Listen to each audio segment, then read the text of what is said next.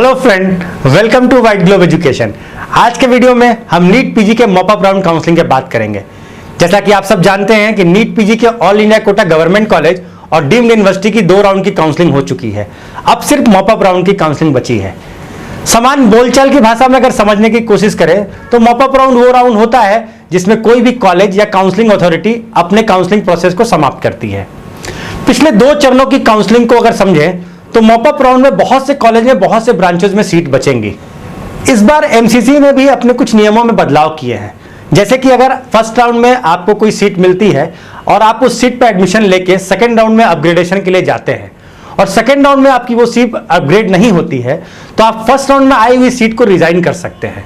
ये रिजाइन की हुई सीट भी वापस सिस्टम में चली जाएगी और आप इसे मॉप अप राउंड में इस सीट पर एडमिशन ले सकते हैं।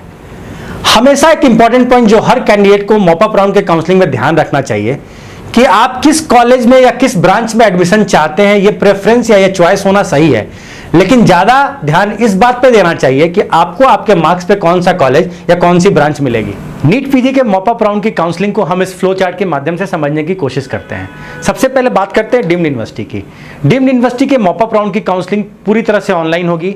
आपको फिर से फ्रेश चॉइसेस डालने पड़ेंगे, इसीलिए सीट मैट्रिक्स को देखकर ही चॉइस फिलिंग करें। मॉप अप राउंड में मैनेजमेंट कोटा की बची हुई सीटें और एनआरआई कोटा की बची हुई सीटें यूनिवर्सिटी को ट्रांसफर कर दी जाती है, जिसे यूनिवर्सिटी अपने लेवल पे काउंसलिंग से भरते हैं। इसे स्टे वैकेंसी राउंड कहते हैं। स्टे वैकेंसी राउंड की काउंसलिंग जनरली 1 या 2 दिन से ज़्यादा नहीं चलती है, इसलिए आपको स्टे वैकेंसी राउंड की टाइमिंग पे बहुत ध्यान देना जरूरी है।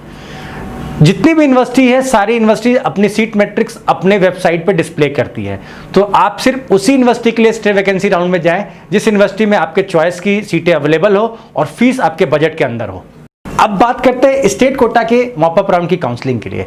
सबसे पहले गवर्नमेंट कॉलेज की बात करें तो गवर्नमेंट कॉलेज के मॉप अप राउंड के लिए सिर्फ उसी स्टेट के कैंडिडेट एलिजिबल है जिस स्टेट में वो कॉलेज है। दूसरी बात करें अगर प्राइवेट कॉलेज की, तो प्राइवेट कॉलेज में काउंसलिंग जो होगी पूरी तरह से ऑफलाइन होगी। सिर्फ आपको ऑनलाइन रजिस्ट्रेशन करना पड़ेगा और काउंसलिंग वेन्यू पे अपने सारे डॉक्यूमेंट्स और डीडी लेके प्रेजेंट रहना पड़ेगा। फॉर एग्जांपल हम यूपी स्टेट की बात करते हैं। यूपी स्टेट में आपको 3 तरह के मेडिकल कॉलेजेस मिलेंगे। नॉर्मल मेडिकल कॉलेज जिनकी फीस 14.5 लाख के आसपास है, और कॉलेजेस जैसे श्री राम मूर्ति बलेरी, रोहिलखंड, हिंद मेडिकल कॉलेज लखनऊ, ये वैसे कॉलेज है जिनकी फीस 20 लाख से लेकर 27 लाख है। और तीसरा माइनॉरिटी कॉलेज जैसे कि एरा मेडिकल कॉलेज लखनऊ, तीर्थंकर महावीर यूनिवर्सिटी मुरादाबाद और एफएच मेडिकल कॉलेज आगरा, इनकी फीस रेंज जो है वो 30 लाख से लेकर 39 लाख तक है। तो आपको काउंसलिंग वेन्यू में 2 चीजों का ध्यान हमेशा रखना चाहिए कि किस किस ब्रांचेज में सीट खाली है और कौन कौन से कॉलेज की फीस आपके बजट के अंदर है। इसी तरह अन्य स्टेट के भी मॉप अप राउंड की काउंसलिंग ऑफलाइन मोड में ही होगी। बस आपको काउंसलिंग की टाइमिंग पता होनी चाहिए और सिर्फ उसी स्टेट में काउंसलिंग अटेंड करनी चाहिए जिसमें सीटें थोड़े अच्छे नंबर में अवेलेबल हो और फीस आपके बजट के अंदर हो। अब हम डिटेल में बात करते हैं कि मॉप अप राउंड में आपको कौन कौन से ब्रांचेज में सीट मिल सकती है।